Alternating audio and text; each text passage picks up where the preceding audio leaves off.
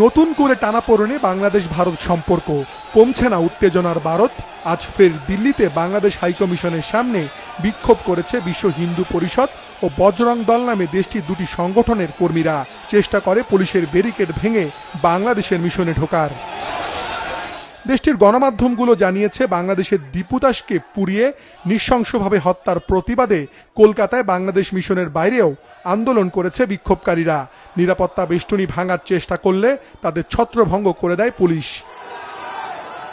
এর আগেই সকালে ঢাকায় ভারতের হাইকমিশনার প্রণয় ভার্মাকে তলব করে নিরাপত্তা পরিস্থিতি নিয়ে উদ্বেগ জানায় পররাষ্ট্র মন্ত্রণালয়। পররাষ্ট্র সচিব আসাদ আলম সিয়াম ভারতের রাষ্ট্রদূতকে তলব করে এ ধরনের পরিকল্পিত সহিংসতা বা কূটনৈতিক স্থাপনার প্রতি হুমকিমূলক কর্মকাণ্ডের নিন্দা জানায় বলে পররাষ্ট্র মন্ত্রণালয়ের বিজ্ঞপ্তিতে জানানো হয়েছে।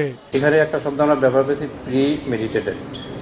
গতকাল যেমন প্রতিবাদ হয়েছে, আজকেও যেমন প্রতিবাদ হয়েছে, এটা জেনেই সেই প্রেক্ষিতেই আজকে এই তলবের ঘটনা ঘটে। টানা তৃতীয়বার অর্জন করেছে দেশের সেরা সুপার ব্র্যান্ড স্বীকৃতি বসুন্ধরা টিস্যু। ঢাকার পক্ষ থেকে আহ্বান জানানো হয়েছে ভারতে বাংলাদেশের মিশনগুলোতে নিরাপত্তা নিশ্চিতের। বাংলাদেশ সরকার আনুষ্ঠানিকভাবে গভীর উদ্বেগ এবং প্রতিবাদ জানিয়েছে।